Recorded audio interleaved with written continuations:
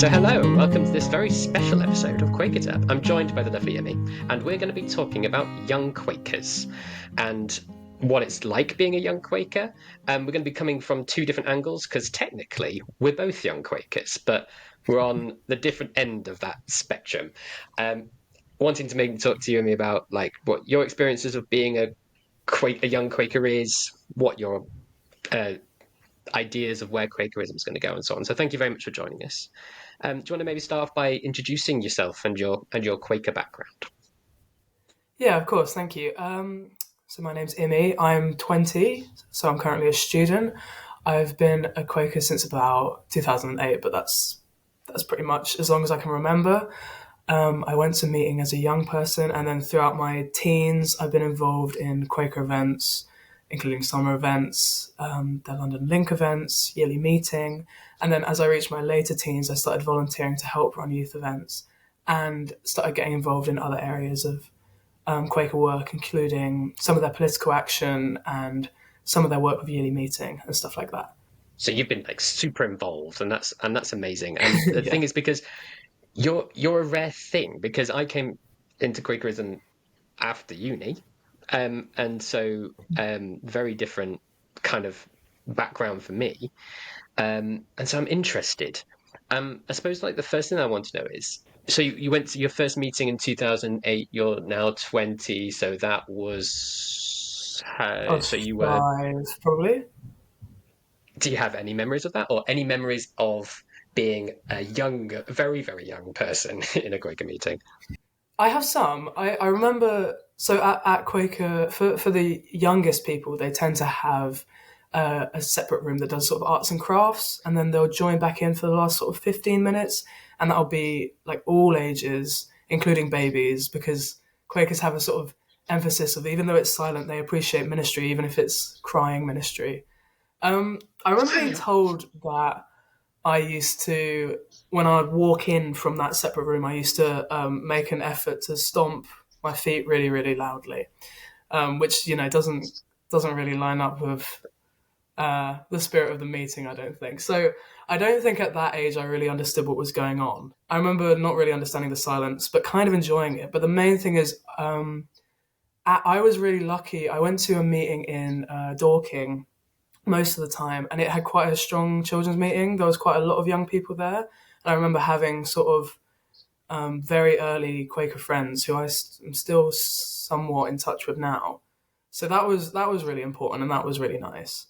But in terms of like my spiritual understanding of it, I think there was like basically none. I love it when children are in meeting. I think it's really great. I Mm. think it's probably right that they're not there for the whole time, because that could probably go to pot very quickly. But I think it's really nice. You're there and you're in the zone, and then um, you hear like the sort of like murmurings and shufflings and or stompings of children, Mm. and I think it's really nice. And crying ministry, yeah. I mean, why not? I mean, Yeah. even as an adult, I feel like a bit of crying ministry. I don't know.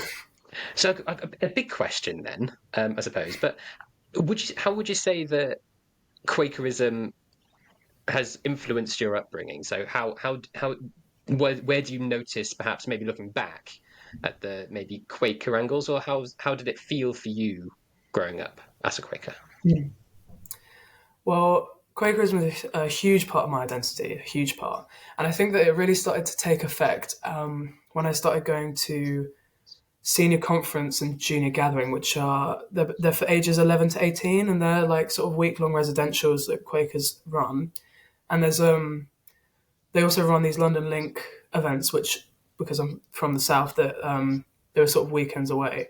But anyway, the main thing from that was a space in which I could completely be myself and be completely welcomed for it. It was a really unique environment, which was incredibly welcoming and like gentle and like it's hard to put into words. There was just such a feeling of like upholding of each other, and it was so unlike school in the sense that there was nothing that you could do that was wrong, and there wasn't anyone there that was trying to get you to behave in a certain way. And because of that, it felt like a space where I could really explore my identity, and I could meet young people the types of people that I'd never met before, who were incredibly diverse in their backgrounds and outlooks and their interests. And it was really transformative for me in terms of like opening my eyes to the different types of people in the world, but also turning inwards and being able to reflect and think about who I am.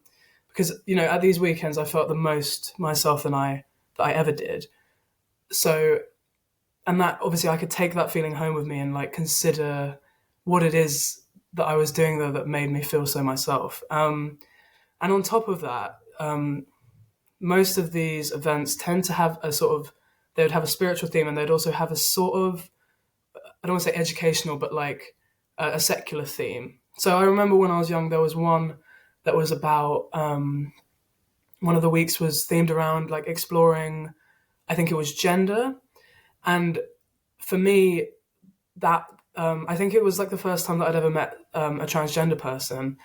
And having the opportunity to think about different types of identities and like political and social differences was like a really unique opportunity. I'd never get that at school. So it was a really big part of my sort of political awakening. It sort of sparked my interest in just society and identity politics and where I fell politically and how I wanted to put those feelings into action. Because, a very heavy undercurrent of Quakerism is belief into action, is doing things. It says in Advices and Queries, the little key book for Quakers, it says, if you feel called to break the law, if you feel called to do protest or illegal protest, you should do that if you believe it serves God or goodness or whatever. So, as well as sort of learning about myself, learning about society through a completely different lens, it also got me thinking about how I could change the world and how I could put thought into action. And that was really, really important. So yeah, I feel like a lot of my interests sort of all stem from that sort of space. So I suppose the question I have then is that because I've never been to one, for which is a sad thing for me. But what do you so you what do you do? What did you do at these residentials and these things? As well as I like the idea of it having a spiritual focus, as well as maybe having a secular focus as well. But what would those events look like? What would you be doing? So everyone gathers at a boarding school or like a Quaker boarding school. Um, and what you'd tend to do is you'd have meaningful worship, and then you'd have a session which explores the theme of the week. The theme is obviously decided by the young people. Also, with the older event, it's completely facilitated by and planned by the 18-year-olds. We have staff on site, over people that are over 22, for obviously for safety reasons and making sure that everything runs well. But the content of Hmm. the week, the way it's delivered, and like the sort of delivery of it is all done by the young people. Most of the daytime was sessions on the more sort of secular theme. So these really interesting, where we'd have really interesting speakers come in and talk to us about their experiences, their lived witness, and from like around the world or from different Quaker organizations. And then we'd think about that in groups. And then the majority of the daytime was also just a lot of fun. We'd have a lot of social events, workshops, which were sometimes around the theme, often not. Um, but I just think the main thing is that over the course of the weeks, there'd be this sort of growing sense of community and spirituality within the morning meeting for worships and the evening epilogues, which is another type of meeting for worship. And, as we'd all get closer as a big group, you'd start to get the most fascinating ministry and the most interesting there's sort of like, it's almost like a mood around the event. This is the thing, I don't necessarily consider myself to be a theist Quaker, but there was something really spiritual about those weeks. I think it's just the way that we would sort of gather as a community and uphold each other. It always led to really interesting revelations and really interesting thoughts and feelings. And I remember in my last year of that event, we did a workshop in a smaller group, which was called Holding Space, where we it was essentially worship sharing. So we all sat in silence, and then anyone who wanted to say anything could. And it was like a cross between a conversation, and it felt very therapeutic. Having that sort of safe, upheld space to consider things and to sort of build on each other's ideas, like really led to like a lot of like spiritual revelations of kinds. And then so there's that whole side to it, which came about almost completely naturally. Like it didn't feel like there was any sort of like plan or like there wasn't any structure to this sort of spiritual side of the event. It just sort of like crept up on us. And then in the daytime, we'd be considering, you know, what are Quakers doing around the world? How are they putting their thoughts into action? What is being implemented? What problems are there in its implementation? Like, how do we feel as Quakers about these various events? A lot of discussion, a lot of different speakers and different ideas, and that was sort of the more action side of things, where we'd consider what we could be doing, what we should be doing, how we feel about what's being done, all of that kind of stuff, and that's really interesting as well. And that was another side to it. And then, of course, it was just a lot of fun. There was just a lot of like classic youth event type stuff. I'm jealous, really jealous. I'm like, I want to do Oh, that. Jeez. Um, I've got quite a few. I'm just listening to you. I was like, I've got so many things I want to ask. Um, mm, so I think the first thing is like just how that might be, because obviously I go to an adult meeting, um, and yes, there might be kids sometimes, and they come in, but they don't tend to say anything. What would you say that it would be the difference between meeting for worship where there's just young people versus where they're certainly a minority in a normal meeting? Would what was were there any differences at all apart from the fact they were coming from young people? that's a really interesting question. I think in part it must be a confidence thing.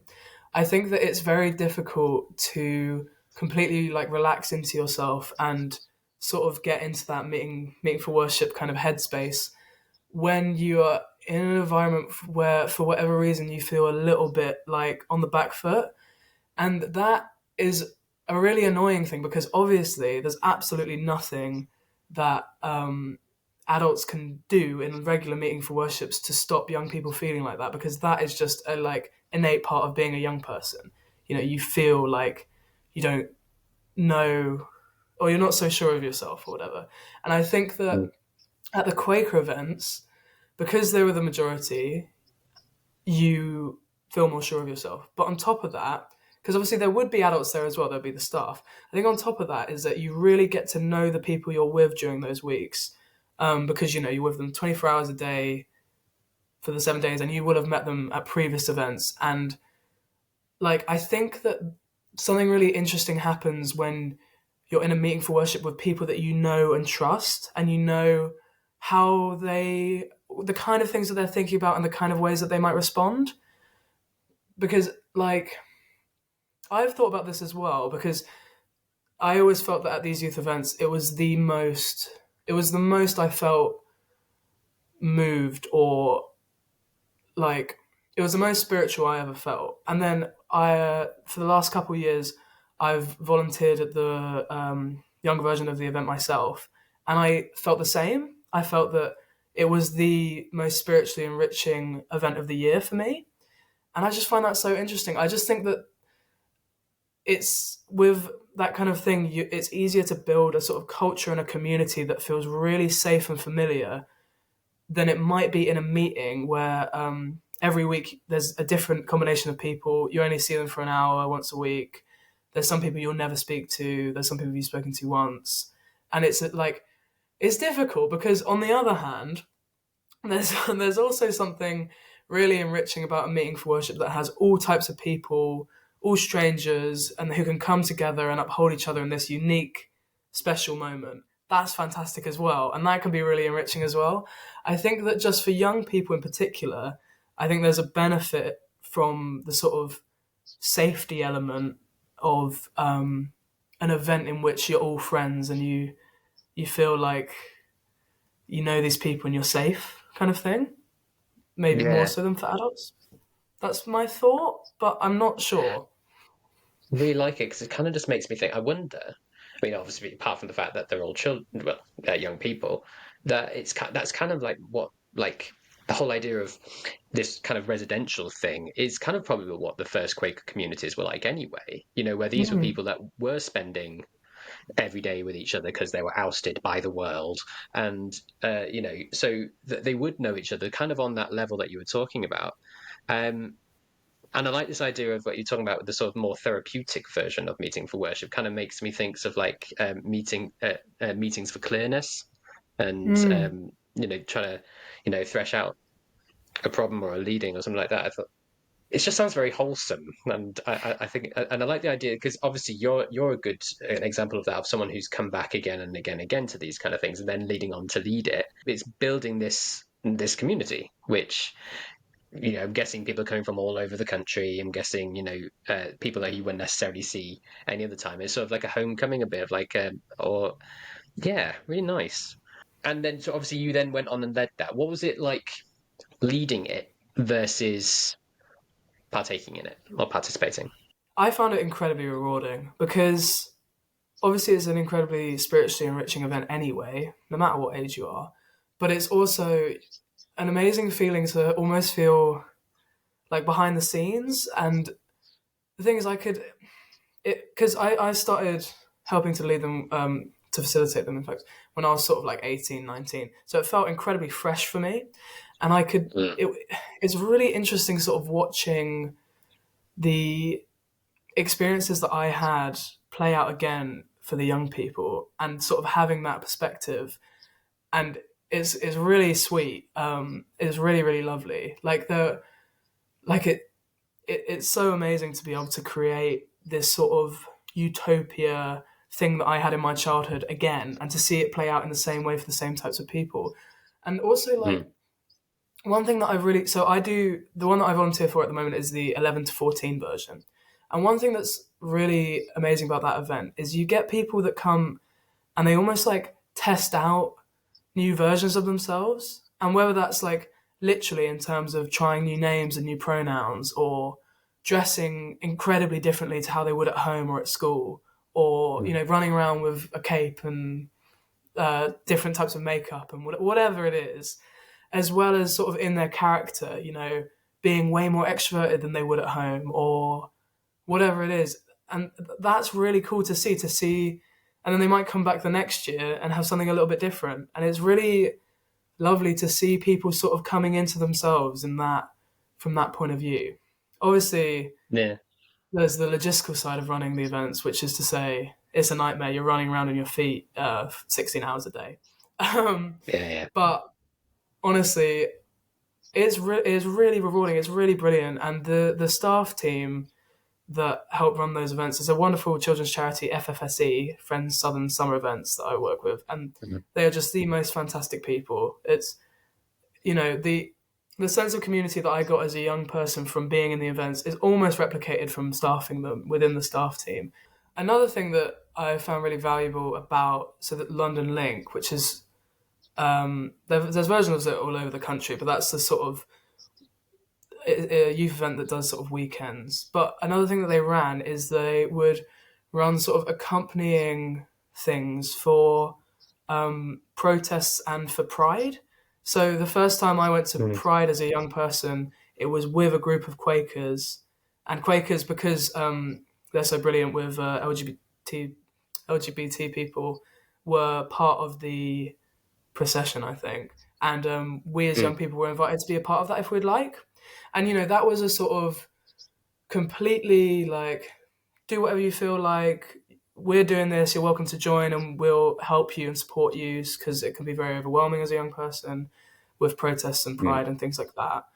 yeah, And that was just fantastic because it was like I think I must have been about 13, 14 when I started going to protests and going to pride and stuff.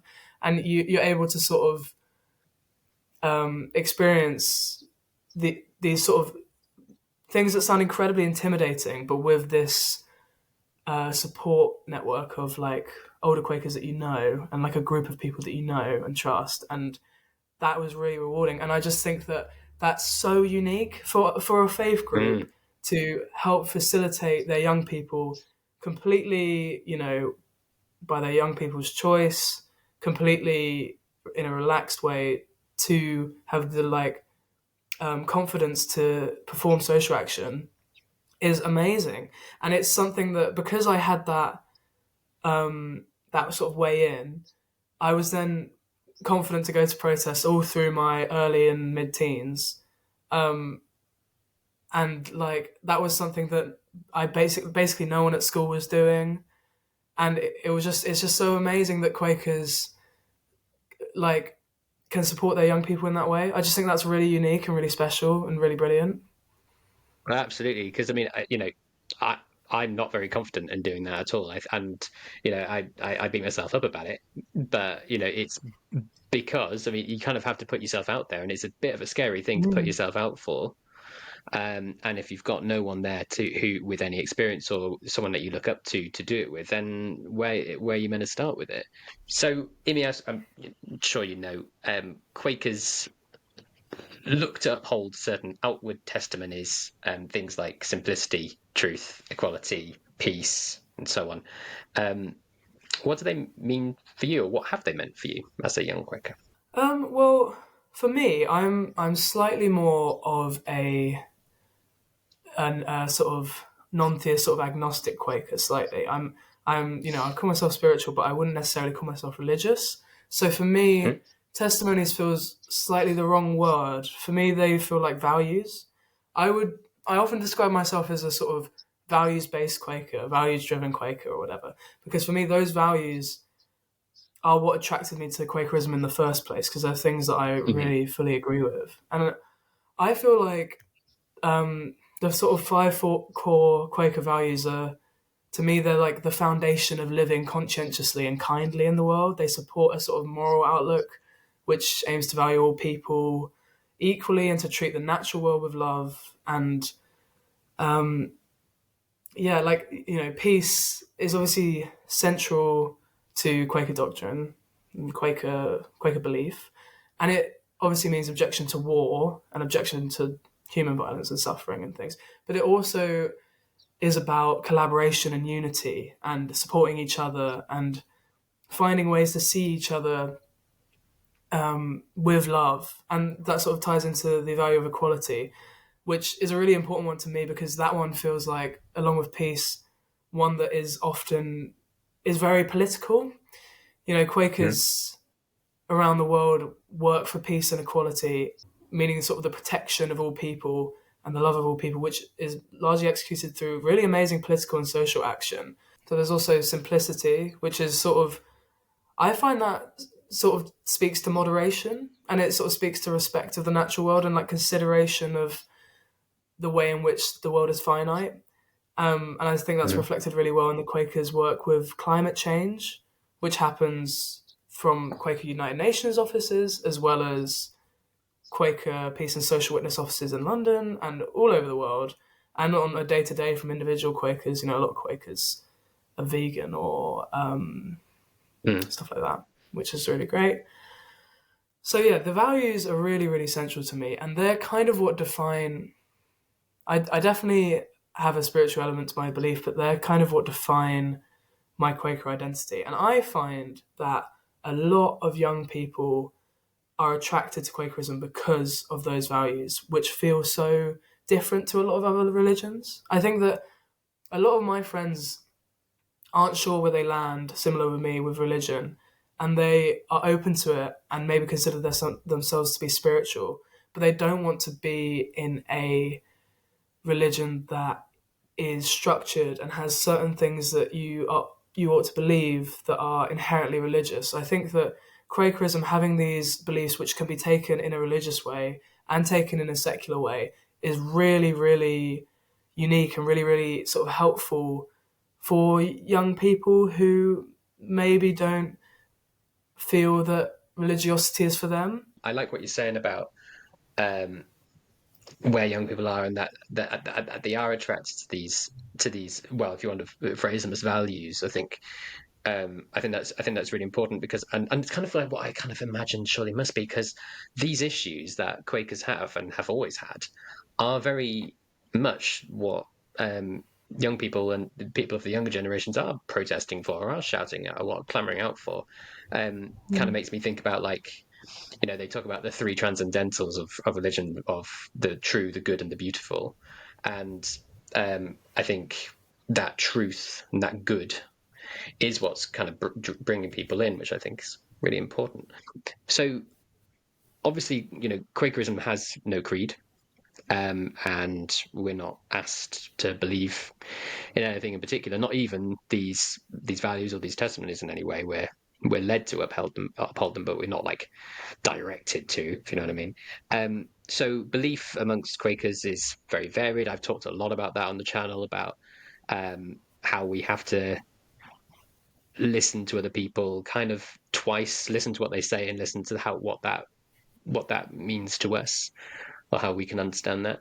Um, so obviously, growing up as a Quaker, I can imagine that obviously your spirituality probably has gone on quite a journey.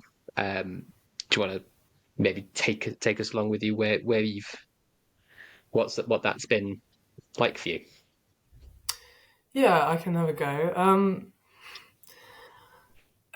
It's always been sort of a question. I went to a religious school and I didn't identify with that at all. I found organized religion very difficult, and I didn't. The sort of traditional Christian idea of God really didn't resonate with me, which is why Quakerism has been so sort of interesting and challenging. I still feel like I'm trying to discover exactly where I sort of land, but I do think that over the course of your life, you'll become more and less spiritual depending on your circumstances and your environment and how in tune you are and how much space you give to that sort of side of you. I think that I'm always torn in Quaker meeting for worship because I definitely do feel something. And I don't know whether it is this amazing sort of secular psychological sense of we are all here, sat together in this room, in silence, upholding each other. Everybody is making the decision to be silent so that everybody else has the opportunity to experience that silence. And you can sit there and you can really hear yourself think, and you really have to confront what you are thinking. And, I often find myself in meeting for worship just sort of going through things in my head, going through my week to come in a very sort of boring way. And Mm. sometimes you can think back and you can think about maybe something that's upset you or something that made you really happy and be like, oh, no, I wonder why. And you can sort of find yourself coming to almost realizations like, oh, that's why that made me feel like that. And that's really interesting because that can be incredibly empowering. You can leave that and feel like you are in control of yourself, you're in control of your emotions, you know who you are. And that is almost like a sort of psychological thing of just sort of meditation. But then at the same time, you have some meetings for worship where it's like you can feel you can feel everybody else in the room as well, and like you're not just upholding them, you're sort of there with them, and they'll, especially if there's ministry involved, you'll have people stand up and say things that will really move you, really make you think not only about yourself but about them, and you'll feel this incredible sense of connection to the other people in the room, but also to um, sort of everything. It's very sort of hippie. I always describe a lot of Quaker stuff when you say it out loud to, especially to non-Quakers, sounds super hippie and super sort of like, I don't even know. But I think that one thing that's really special about Quaker worship is it is this completely blank slate. No two Quakers will treat that hour the same. No two Quakers will leave that hour with the same thoughts or have the same experience. One person can go in who completely believes in God, who loves using the Bible, etc., and someone who can go in who is a complete atheist, and they can use that time however they like, and they will both gain something from it and leave it feeling better. And I just think that's brilliant. I just Yeah. think that's so amazing. That's so unique. That's so fantastic. And that's why I sort of tell my friends, like, like my friends who feel alienated from their churches about Quakerism, because I almost want them to know that there's a sort of third option out there. You don't have to believe in God or not. You can sort of be a bit in a muddle, and there's religious groups that will uphold you in that. So yeah, in terms of my spirituality, most of the time I'll say to people, I'm a Quaker because I love their social action and I love the community I get from it and I love the friends that I've made. Um, but every once in a while, I'll sort of think like, yeah, but also I love the sort of psychological and spiritual sort of enrichment it gives and the way that it allows me to consider myself and feel connected to others is more than just a sense of friendship or a sense of community. It's sort of deeper and it's very hard to articulate. Spirituality is it all because it always when you say it out loud it always sounds ridiculous or not ridiculous but it always sounds like inexplicable or it's a very hard thing to communicate because it's something that happens on a very deep level. Um, so yeah, if you ask me to define my spirituality, I'd say I don't know, but that's sort of the point, and that's sort of what I love about Quakerism is you can have no idea, and that's fine. Yeah. But I think that's so nice. Whereas with creedal denominations and stuff, where you have to be able to say the creeds, you have to be and say yes, I sign up for that. And if you don't sign up for that, then well, can't be part of that Mm. church, can you? And I think that's really that's really rubbish because where's the development there? And you are given this belief and you just have to accept it and be like, okay. And I find that very difficult. And so of course and whereas I think this you can go through all this, you can go through a journey, you can really build yourself up and build up your own understanding and then knock it all down and then come across as something else, all in the same community, which will be like they're listening to you and supporting you and and if they notice that your ministry changes and like what's going on there and then but that'll be a conversation rather than like a scolding. As mentioned right at the beginning, you're a student, so you've left home. Um, how has that affected your Quakerism? How what's the Quaker what presence does Quakerism have at uni? Yeah, what's the Quaker situation now that you're a student? It's been a big change because, as I sort of said, a lot of my Quaker interaction came from the youth events that I was a part of and the ones that I helped facilitate. And I moved from near London to Bristol, so quite far away from where all of that happens, where the magic Mm, happens. Um, and it is difficult. Because I haven't been a part of that, I've kind of struggled to find Quaker groups that I sort of mm, identify with. So at uni, there is actually a Quaker chaplain at my uni, and there is a weekly Quaker meeting. But um, I'm me and like some of my friends are like the only people that go to it. Really, there's mm, a good week we'll have four of us, and it'll be all people that were already Quakers and sort of know each other and have texted each other being like, you'll definitely be there kind of thing. mm, I found speaking to a lot of my friends that Quakers tend to, because of the amazing youth events, you get Quakers who are teenagers, loads of them, and then it's almost like they slightly fall off for between the years of sort of 18 to the sort of mid 20s because yeah. there isn't quite as much. And as you say, a lot of local meetings, while being incredibly welcoming and accommodating, will not have as much of a youth presence, which is a shame, but it is just sort of true. And it's really difficult to get around that because obviously young people just don't have as much time around that sort of age, especially on a Sunday morning. Um, Mm, so yeah, it has been difficult because there's a really brilliant local meeting near me that I've been to a few times, but there isn't a very big presence of people my age. So a lot of children, which is great, and then there's a lot of people that are sort of 40 and above, but there aren't many young friends at all. And that's really a shame and really difficult. And that's been sort of hard to get around. It's a problem that Quakers are talking about constantly. And some meetings, like Westminster meeting, does a sort of Wednesday evening meeting, which gets loads and loads of young people, which is great. Mm. But it is really difficult at uni because there just isn't really a religious presence. What I have found is that a lot of Quakers, including myself, who were big time Quakers in their youth and are now at uni, tend to sort of focus on the more social action side of it all, rather than the sort Mm. of going to meeting for worship side of it all. So, Yeah, me and a lot of my friends will be heavily involved in like some kind of political thing or some kind of social thing, or they'll be volunteering at somewhere or etc., which is mm. great, and that is living your A big part belief. of it. That is still great stuff. Mm. But they won't be going to meeting for worship, and that's sort of a problem that is like we don't really know how to solve.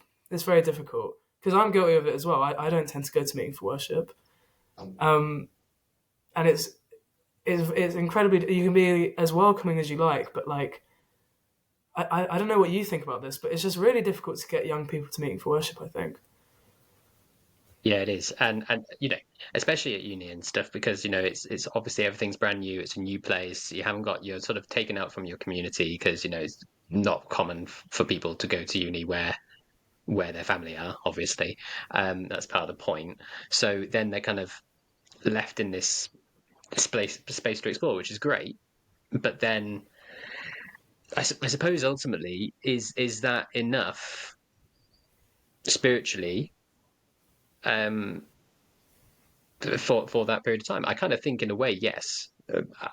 I don't think it's wrong. I think, if it'd be a real shame for example, if someone was raised Quaker and then went to uni and then just did nothing for 4 years. So I think if they still have that drive for, a better world, for peace, and then I think that spark that there's still a conversation with the inner light there. And so I think Hmm. that's that doesn't have to happen just in meeting, I feel. Um, Hmm. and you know, I think we can. I did a video on should we go to meeting every Sunday, kind of thing. Because other denominations are, well, you must, because and I said, well, actually, do you? Do you actually?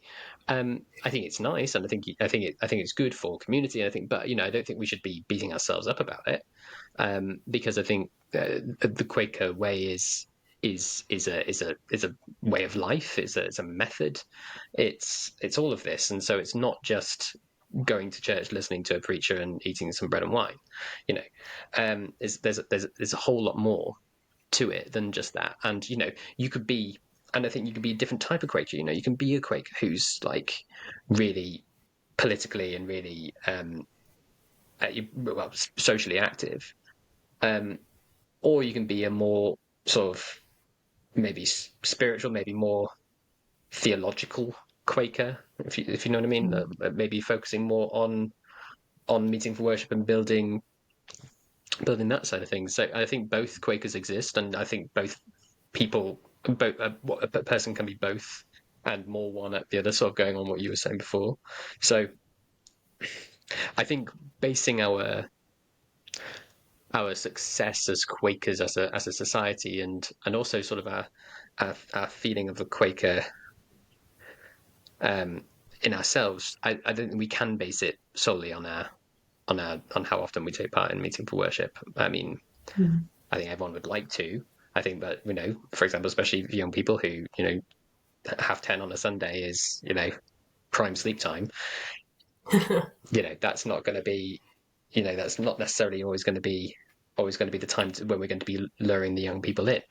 But as I said, though, with the Quaker values, with Quaker testing, there's still lots to entice young people. I suppose this kind of leads up to kind of got like two other main questions I was wanting to throw your way. What would you say Quakerism means to you? As you've thinking about it now, and obviously being having lived through it for such a long time, what's its importance to you? Would you say? So first of all, it's as I've sort of touched on, a sort of moral framework. I feel moral is maybe a bit of a grand word for it, but it's sort of a lot of the things that are said in within Quaker circles, whether that's in the books or just by people, sort of challenges the way that I view the world, the way I view my interactions with the world. And I think it sort of pushes me to consider my own actions and also the way that I can make a change and whether I'm doing that or not. So yeah, it definitely has helped giving me my political, social, and moral outlook for sure. I think possibly just as importantly as that, it's given me an amazing community to be a part of. I've got like a lot of Quaker friends who I see all the time, who have been with me for a decade. Um, who are, and it's also just really nice to know that there's a group of people out there who are all just doing really great work and really great things and have like similar outlook to you. I think there's just something really, really lovely about that, as I'm sure is a universal experience. So that's been really important. And I think on top of that, Quakerism, as I say, I've done quite a lot of stuff with Quakers, and it feels like to me it's been a bit of a like, I don't know if this is the right expression, but like an alternative opportunity structure almost, where I've sort of been able to, I've had opportunities to lead or help facilitate events, to do certain types of volunteering, to plan events, and to also be behind the sort of brainstorming and the thought process around themes, both spiritual and secular, and like putting that into action. And it's given me amazing skills in that, and also just the self Mm, confidence to know that that's something that's in my skill set. I think that Quakers and Quaker youth events, Quakers obviously have a big emphasis on young people. They love young people.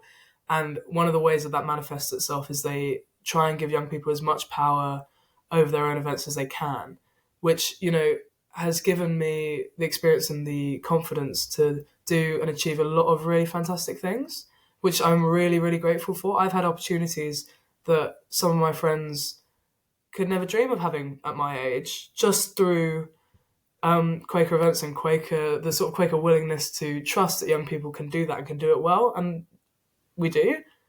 So that's been really important as well. So yeah, I think all of it comes down to this sort of level of like a level of self confidence and a level of identity within myself. Identity, knowing what I believe and striving for it. Identity in being part of a community and feeling upheld by it, an identity and sort of having these achievements and this experience. yeah, I love what you said there about like sort of the integrity that Quakers have towards their to young Quakers. I think that is something that you really do sense because we take the idea of the priesthood of all believers to its ultimate extreme, where we are all ministers, we can all minister, and the inner light can speak to anyone. Um, you can be a 9-month-old baby or a 90-year-old grandmother, and that doesn't matter. So crying worship right at the beginning we had, but I mean, I think that sort of that I think that is something that is not very common. That the onus of these events, or the power and the empowerment to lead these events, is put towards to the young Quakers, and I think it's really yeah. That's I think that's if we because there are other religious groups obviously that I would say would align quite well with Quakers in terms of what they believe and maybe even how they do some things. But I think that's something that actually is very different. We get lots of reports and things and pessimistic things about dwindling numbers and will Quakerism make it to 2030 and things like that. And uh, you know what do you see, or what would you like the future of Quakerism to be? What would you like to see more of? What do you think might have to change? And if we are looking, I think Quakers never necessarily go out to evangelize and rustle up new members. But what do you think? How do you think Quakers need to react to the way that the world is changing and the future? Big question. Sorry. Yeah, that is a really big question. Yeah, it's true what you say about sort of dwindling numbers, and I think that part of the reason for that is, and I hate to say this, but I think Quakers are maybe a bit too humble some of the time. I'm, very involved in Quakers, very interested in what they do. And sometimes I will hear about things that Quakers have done 10 years ago and be like, how did I not know that? How did nobody know that? There are people, at the moment that are employed by Quakers in Britain to do the most fantastic work overseas in this country on, loads of different types of humanitarian issues, on peace work, on climate justice, etc., etc. And we don't know about it. I don't know about it. And, I'm always on the lookout to hear about it, and I don't know about it. And that is because Quakers are brilliant, because they don't evangelize. They don't want to do things because, so that other people will see it and think, oh, these guys are really great. They want to do things because the things they're doing is right. And that's lovely. That's fantastic. What an amazing group of people. But it's I don't think that's necessarily sustainable in the long run. Like, when my friends ask about my Quakerism, which they do, and I tell them about the kind of stuff that Quakers get up to, they're like, I have no idea. I had no idea who Quakers were beyond the porridge. I had no idea what Quakers believed in at all. That is so interesting. Tell me more. And I'm like, okay, great. But I think it's such a shame that people have no idea that what we're up to. And even Quakers themselves don't seem to know the amazing things that Quakers are doing. And I think that that is I, something that we are going to have to tackle. We can't continue to be so humble and to keep things so quiet. Even if that is morally brilliant, it's not mm, necessarily viable. And yeah, I don't know. That's a hot take, maybe. Um, in terms of what I'd like Quakers to be doing, is I just think sort of similar to that, just more sort of outreach. I think that there's a we've spoken about it already, but the passage in Advices and Queries, which says if you feel led to break the law, search your conscience deeply, but like your first loyalty should be to God or the goodness or whatever, is a mm, really interesting one. And I wonder whether Quakers should be more radical or not. There was a recent bunch of merch. I don't know what it's called. A recent sort of poster got dropped by Quaker HQ, Quakers in Britain, um, which says "Simple, Radical, Spiritual." my Quakers in t-shirt. Britain, which I think is really cool. Yeah. I love that. I've got it. I got sent a bunch of them, and they're all over my house. I think that's really cool, and I just wonder whether we should be being a bit more radical in terms of our being a little bit more loud. Maybe Mm, doing more protests, getting a little bit more in the news, a little bit more arrested even. It's really hard to say. It's really hard to say. And also I have to recognize that I'm, you know, a young, optimistic, able-bodied person that is willing to sort of get out there on the streets and get going, and that is not the position of all Quakers. So I don't know whether that would be the right thing to do, but it's just something I've been thinking about. Um, I do feel like Quakers make these really amazing commitments to peace and equality and to climate justice.